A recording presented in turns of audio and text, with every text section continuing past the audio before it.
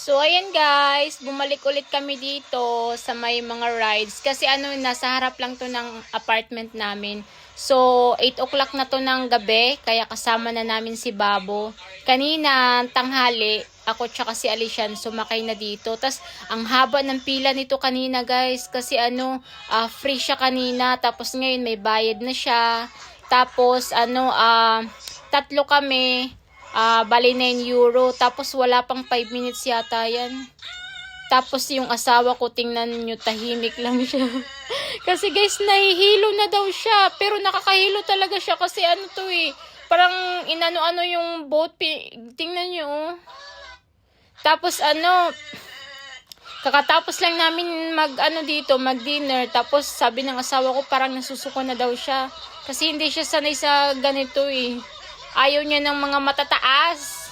Nahihilo siya.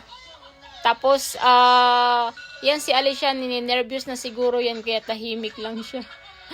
Pero ako, enjoy na enjoy.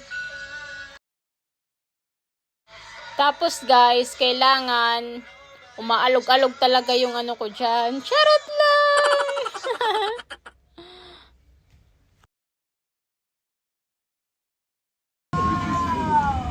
Oh my God, nahilo ako guys.